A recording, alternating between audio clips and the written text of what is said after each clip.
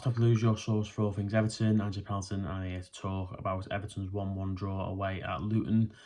Really, really strange game in terms of you're watching Everton for the first time in 700 odd days in the Premier League, knowing that, barring any administration and point deduction nonsense that could still happen, which I'm sure it won't, and we're a long way removed from that right now, I think. But barring anything like that, all intents and purposes, Everton went to that game with no pressure on, and it was just nice to watch the game. And it wasn't a good result. I don't think Everton played particularly well, but it was a massive game for Luton. I thought they turned up and gave it a big go and a good go, and went to the 100th minute nearly.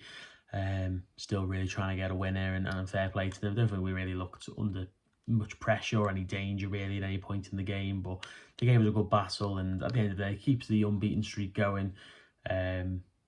Sort of played 4 games in what we're talking sort of like 13 days or something, so obviously quite a lot for a team who aren't playing in Europe, and for them to all be such big games, Forest right down there, local derby, Brentford right down there, and obviously Luton as well. So this was a crucial part of the season, and it's just great that we're obviously in the position that we are. And I think it was nice just watching the game and being able to relax.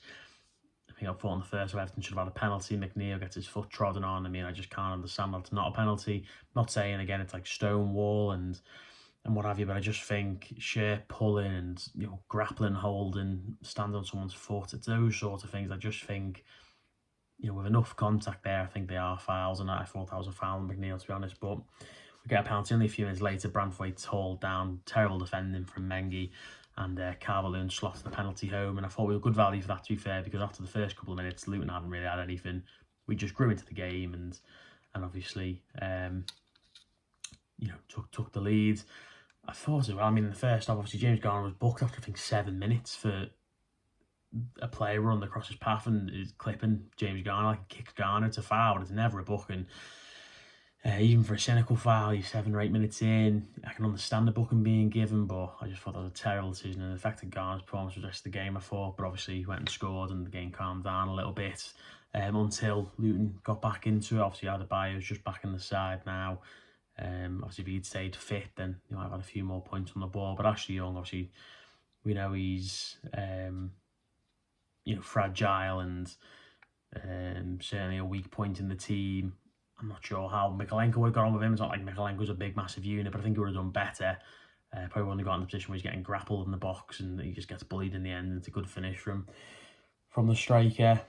Makes it 1-1 kind of out of nowhere. And then after that, I thought it was quite an even game. I thought it was a decent match in terms of like fight and grit. And, at the end of the day, when you have two teams who've got styles that have got, similar elements to them, and there's a quality barrier with both teams. Obviously, we've got a better team than Luton, but they've been more together for longer, and obviously got a different kind of spirit there and all these sorts of intangible things. But I thought both teams gave as good as they got. Everton didn't give much the first sort of 20 odd minutes, but then had the best 2 chances with Harrison's deflected shot well saved from Kaminsky, and then gets another good saving from Calvert-Lewin. And then a couple of minutes later, Beto goes down. Again, I'm talking about sort of sheer pulling and grappling, and I'm not saying it's a Stonewall penalty again, but I was watching it and I'm thinking, well, he's all over him there really, and he's clearly panicking. And just a minute before, he'd given a foul on Calvert-Lewin for a sheer pull, which was a foul on Calvert-Lewin every day of the week.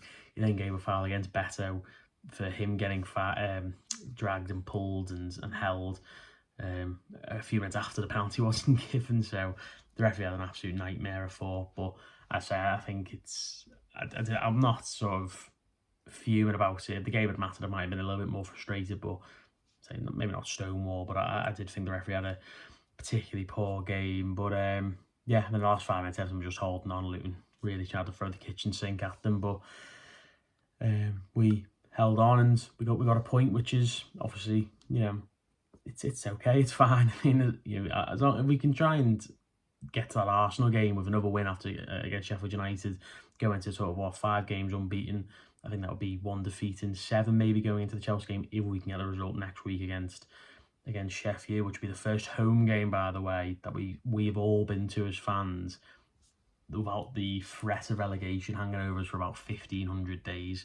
I believe it was Man United at home when Calvert-Lewin scored and it was ridiculously disallowed. That was the last game everyone could go to at Goodison and there was no sort of fear of relegation. Obviously, the early days under Benitez and the early days of, well, to be fair, last season, this season, obviously you're not thinking about that, but obviously as well, in all those seasons we've had the scares and you can always look back to these results. Whatever happened against Sheffield, obviously it shouldn't matter, but yeah, so that'll be nice. But I say it's just cool to watch the match and not have to worry about it too much and not have to, you know, sweat over the result. And obviously this would have been a monumental game for Everton if we were, you know, if we maybe had just gotten beat by Liverpool and drawn with Brentford or whatever. This would have been an absolutely mammoth game. This would have been like Leicester last season, which is one of the least enjoyable fixtures I've ever watched in my entire life. So thankfully it wasn't like that and we can just relax a little bit and I say remain unbeaten in this run,